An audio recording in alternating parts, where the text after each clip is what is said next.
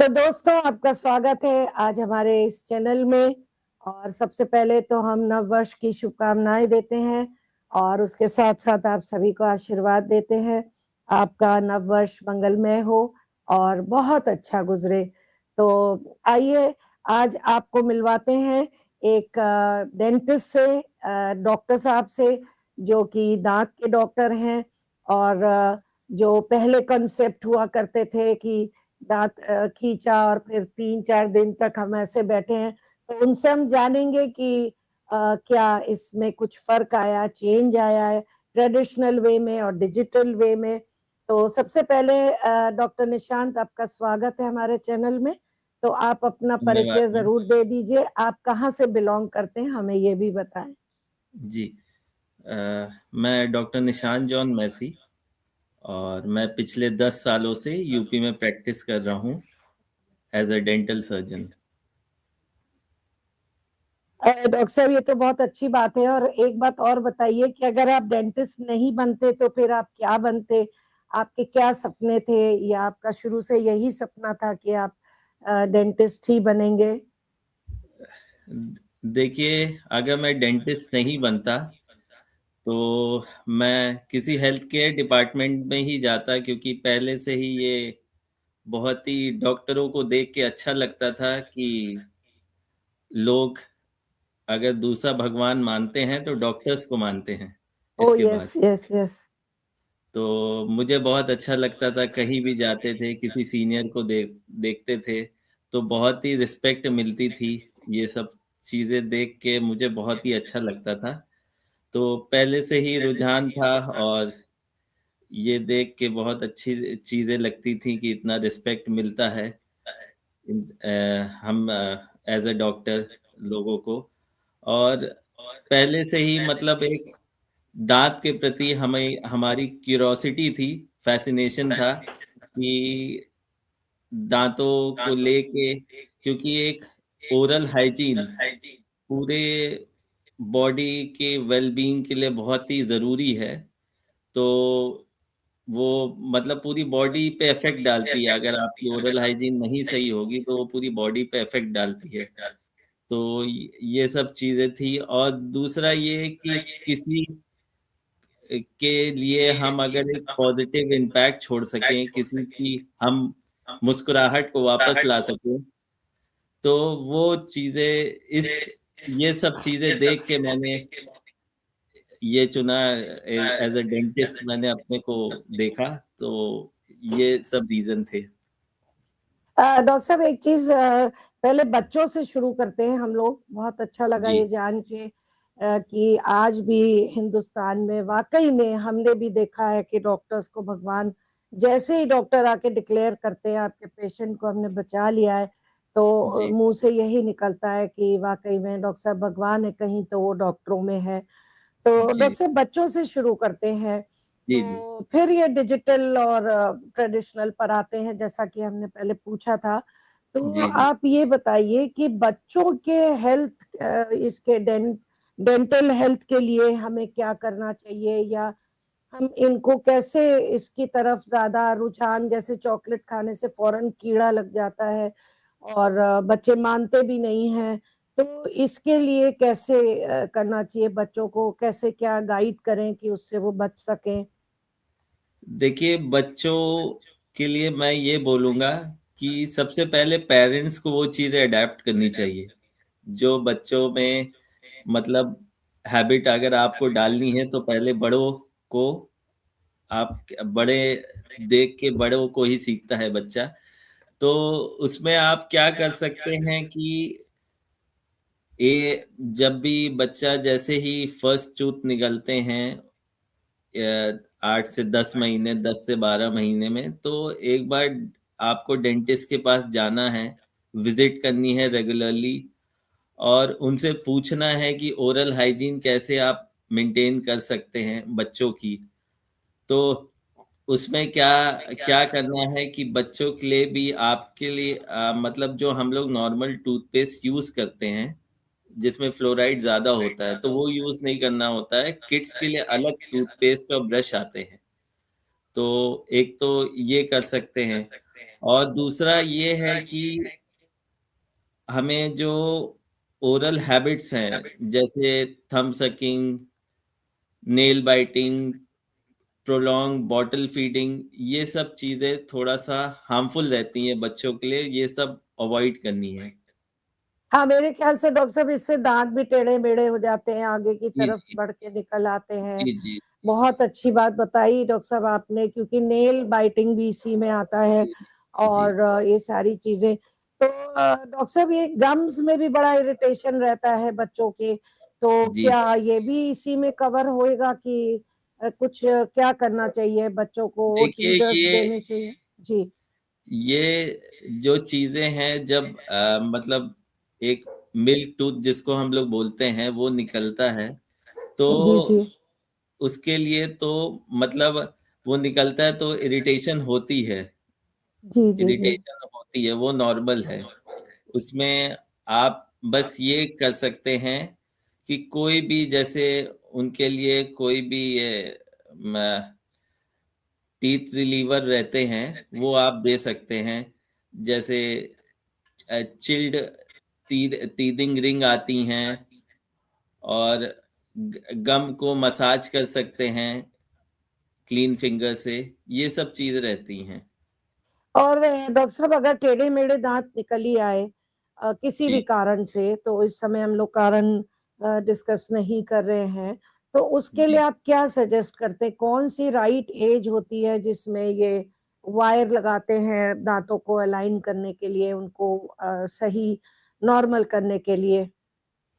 देखिए, वैसे तो हम लोग जो प्रिफर करते हैं बच्चों के लिए कि 10 to 12 इयर्स एक रहता है एज, उसके बाद ही ऑर्थो ट्रीटमेंट जो है वो अच्छा रहता है बच्चों के लिए। तो इससे डॉक्टर साहब अंदर बैठ जाते, फिर वो अलाइंड हो जाते हैं? जी, वो देखिए, सबके अलग अलग टूथ स्ट्रक्चर होता है, कभी कभी एक्सट्रैक्शन भी करना पड़ता है दांतों का, और अलाइन करने ये समझ लीजिए मैक्सिमम 1 ईयर तो लग ही जाता है। उसको लगा ब्रेसेस, के 1 ईयर लग जाता? जी जी जी जी ब्रेसेस जी। को लगा के, और उसके बाद उसको रोकने के लिए रिटेनर भी लगाया जाता है। अच्छा अच्छा अच्छा अच्छा। तो डॉक्टर जी साहब, जी। आप क्या सजेस्ट करते हैं, रात में हमेशा ब्रश करके सोना चाहिए? देखिए, बहुत ही इम्पोर्टेंट चीज है। अब हम लोग डेली रूटीन में इतना सब बिजी हैं अपने वर्क को लेके, लेकिन रात में ब्रश करना क्यों जरूरी है मैं आपको बताता हूँ। जो दांत की सबसे ऊपर लेयर होती है इनामल, जो आप देख सकते हो, ओके, जी जी जी जी। तो जब आप रात में नहीं ब्रश करते हो, तो उस पे जो भी आपने शुगर कंटेंट खाया है दिन भर का, वो जमा रहता है। और सलाइवा का सिक्रीशन जो होता है, थूक राल का सिक्रीशन जो होता है अपनी, वो बहुत कम रहता है रात में। तो उसकी वजह से फिर जितना भी कंटेंट रहता है वो दिन पे दिन बढ़ता बढ़ता बढ़ता वो एक कैविटी की फॉर्म में हो जाता है। तो ओके ओके ओके। जी, तो रात में ब्रश करना बहुत ही एसेंशियल है। अच्छा अच्छा। तो डॉक्टर साहब, पुराना जो ट्रेडिशनल तरीका था, तो क्या आज उसमें कोई एडवांसमेंट हुआ है? कोई डिजिटल टेक्नोलॉजी से अब आप लोग कर रहे हैं, या वही पुराना चल रहा है? आप थोड़ा इस विषय में भी बताएं हमें। देखिए, पहले जो चीजें मैं बताना चाहता हूँ, पहले जो था अपना विजुअल एग्जामिनेशन करते थे हम लोग। जी जी। और अब जो है, पहले 2D एक्सरेज थे, जिसमें रेडिएशन भी बहुत होता था बॉडी में, फिल्म बेस्ड थे एक्सरेज। और अब जो है 3D एक्सरेज आ गए हैं, जिससे हम 3 डायमेंशनल देख सकते हैं टूथ स्ट्रक्चर। वो बहुत ज़रूरी होता है हमारे ट्रीटमेंट प्लानिंग प्लान करने के लिए। और अब जो है हम लोग एआई बेस्ड डायग्नोसिस भी करते हैं, एआई आ गया है, आर्टिफिशियल इंटेलिजेंस, वो भी हम लोग करते हैं। और अच्छा, वो आप लोग यूज कर रहे हैं जी डेंटल जी सर्जरी में? जी जी। जी। और अब जो है, पहले जो है जो आपको याद होगा एक सिल्वर फिलिंग आती थी जिसको हम लोग बोलते थे एमेल्गम फिलिंग, मेटल क्राउन आते थे। अब जो है, अब जो आप फिलिंग करवाते हो वो टूथ कलर फिलिंग होती है अपनी, अच्छा। Composite filling. और जरकोनिया और सिरेमिक क्राउन आ गए हैं, जिससे कि मतलब आपको ये नहीं पता चलता है कि फिलिंग हुई है या कैप लगी है, ये सब चीजें अच्छा। और अब बहुत ही एडवांस चीज आ गई है, जो जैसे पहले हम, आपने सुना होगा बत्तीसी जो आती थी वो रिमूवेबल वाली आती थी, जी जी जी जी जी। हाँ। रिमूव करके रखते थे हम, ये सब करते थे। अब जो आ गया है उसका लेटेस्ट टेक्नोलॉजी है जो है वो है डेंटल इम्प्लांट्स। तो ओके। जी जी, तो ये टाइटेनियम के इम्प्लांट्स रहते हैं जो हम एज अ रूट काम करते हैं, और उसको 6 महीने के लिए हम छोड़ देते हैं। और उसके बाद 6 महीने बाद हम एक एक्सरे करते हैं, जो उसके बाद देखते हैं हम अगर वो पूरा बोन से अडेप्ट हो जाता है, चीजों को बॉन्ड बॉन्ड कर लेता है, और उसके बाद ऊपर से क्राउन लगा देते हैं। पहले क्या होता था कि हम लोग को पहले कटिंग करनी पड़ती थी, अगर कोई भी टूथ लगाना है अगल बगल, तो ब्रिज बनाने के लिए साइड में जो जिस पे हम रखते हैं क्राउन, ब्रिज रखते हैं, तो उसको कट करना पड़ता था वो। तो वो चीज पहले, ये सब चीजें थी। अब ये जो लेटेस्ट टेक्नोलॉजी, इसमें आपका जो मिसिंग टूथ है बस वहीं पे ये इम्प्लांट डाल के ऊपर से क्राउन लग जाता है। तो ये मजबूत रहता है, फिर इसमें कोई ये दिक्कत खाने ये वाने से जी जी, ये एकदम एज अ नेचुरल टूथ काम काम करता है। करता है? हाँ, लेकिन बस ये एक्सपेंसिव है थोड़ा। डॉक्टर साहब ये बताइए कि आप लोग सर्जरी किस उस पे करते हैं, जैसे किस मौके पे आपको लगता है या किस कंडीशन में जब पेशेंट आता है तो आपको लगता है कि अब यहाँ पे सर्जरी की जरूरत है या इम्प्लांट की जरूरत है, या इसके दांत को कोई एक्सीडेंट केस में, या किस किस मौके पे आपको लगता है कि इसको सर्जरी की जरूरत है? देखिए, सबसे पहले अगर कोई भी ट्रॉमा केस आता है, एक्सीडेंटल केस आता है, या नॉर्मल भी केस आता है, तो हम सबसे पहले एक फुल माउथ ओपीजी होता है वो कराते हम्म हैं। जब हम्म। फुल माउथ ओपीजी हो जाता है तो उसमें हम पहले तो बोन की डेंसिटी देखते हैं कि इम्प्लांट डालने लायक है, बोन वीक तो नहीं है। अगर बोन वीक होती है तो उसका हम ट्रीटमेंट करते हैं पहले। अच्छा अच्छा अच्छा अच्छा। जी जी, मेन चीज है बोन डॉक्टर की साहब कुछ डेंसिटी। सवाल हैं जो जी हमारे व्यूअर्स ने पूछे हैं, तो ये थोड़ा सा अगर आप बताएं जी कि अ, दैनिक जीवन में लोग मुंह की सेहत से जुड़ी शीर्ष 3 कौन सी गलतियां करते हैं? हम लोग कौन सी गलतियां करते हैं जो हमें नहीं करनी ओरल चाहिए? हैबिट। देखिए, सबसे पहले जो हम लोग गलती करते हैं, हमारी जो ब्रशिंग टेक्निक रहती है वो पुअर रहती है। तो जी जी उसमें क्या करते हैं, बहुत हार्ड ब्रशिंग करते हैं। जो मैंने पहले बताया था, जैसे लेयर होती है जी हमारी इनेमल, सबसे ऊपर लेयर जो रहती है इनेमल, तो जी। के घिसने के कारण बहुत सी दिक्कतें आ सकती है। जैसे हमारा गम का रिसेशन हो सकता है, गम नीचे जा सकता है, टूथ की रूट दिखने लगती है, उससे सेंसिटिविटी हो सकती है। तो पहले तो आपको ब्रशिंग टेक्निक बहुत अच्छी रखनी है। ये अच्छा। आपने अच्छी बात बोल दी डॉक्टर साहब, कि सेंसिटिविटी, ये बहुत आजकल इसकी प्रॉब्लम, जी पानी गर्म लगता है, तो साथ साथ आप ये भी बताते चले। जी जी, सेंसिटिविटी की प्रॉब्लम इसीलिए होती है जब पूरी इनेमल ऊपर से हमारी चिप ऑफ हो जाती है दांत से, इस वजह से ठंडा गरम लगने लगता है। उसके बाद आपको, या तो आप, अगर ऊपरी लेयर बस गई है एनामल, तो आपका फिलिंग से काम हो जाता है। बाई चांस अगर पल्प तक पहुंच जाती हैं चीजें, तो हम लोग रूट कैनाल ट्रीटमेंट करते हैं फिर उसमें। Okay okay okay. जी और जी जी। डॉक्टर साहब कौन सी ऐसी चीज है जो गेम चेंजर है आजकल, जिसने सब कुछ बदल के रख दिया इस दांतों की इंडस्ट्री में, या दांत की हेल्थ केयर या टूथ केयर में हमारा सब कुछ बदल दिया। ऐसी कौन सी चीज आपको लगती है कि इसने बहुत सहायता की है और लोगों को इससे बड़ी हेल्प मिली है? देखिए, वही मैंने जैसे पहले भी बताया, एक तो अब हम लोग बहुत ही डिजिटली बहुत ही आगे बढ़ चुके हैं। तो उसमें मतलब जैसे डिजिटल एक्सरेज आ गए हैं, उससे हम मतलब पहले 2 डायमेंशन हम टूथ को देख सकते थे, अब 3 डायमेंशन देख सकते हैं। फिर अब जो हो गया है, एक लेजर डेंटिस्ट्री आ गई है, जिससे ओ, लेजर हम भी आ गई है, ओके। जी जी, जी जी जी। जिससे हम पेनलेस प्रोसीजर करते हैं और बहुत ही अच्छा, फास्ट ऐसा भी हीलिंग है? होती है। ओके जी ओके जी, ओके। जैसे ये कोई तो गम बहुत की अच्छी बात आपने जी बताई कि पेनलेस भी आ गई, क्योंकि दांत का दर्द तो बर्दाश्त करना बड़ा मुश्किल है। जी जी जी, और कभी कभी वो आखिरी वाली दाढ़ भी डॉक्टर्स निकालते हैं। विजडम टूथ, और जी डॉक्टर साहब, जी जाते जाते एक छोटी सी बात आप और बता दीजिए कि जी जो हमारा विजडम टूथ आती आने लगती है, या वहां पे अक्सर बहुत हर साल वो बार बार दर्द उठता है, फिर काफी समय के बाद जाके वो पूरा आता है, या जी कभी जी कभी उसको निकाल दिया तो ये गैप हमेशा रह जाता है। इसके लिए आप क्या कहेंगे, या क्या करना चाहिए हमें?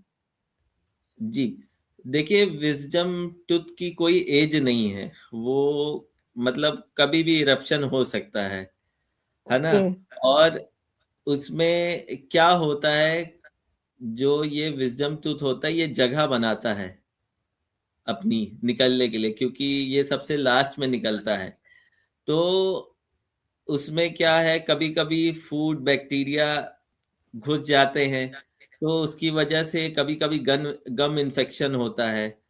और कभी कभी क्या होता है, दांत जो है थोड़ा नीचे रह जाता है, उसके वजह से भी बहुत दर्द होता है, आगे वाले दांत को पुश करता है, जिससे पेन, स्वेलिंग, हेडेक आज हो सकता है। तो उसमें क्या करना रहता है, हमें नॉर्मल हमें एक पेन किलर खानी रहती है, और आप रिंस कर सकते हैं सलाइन वार्म वाटर से।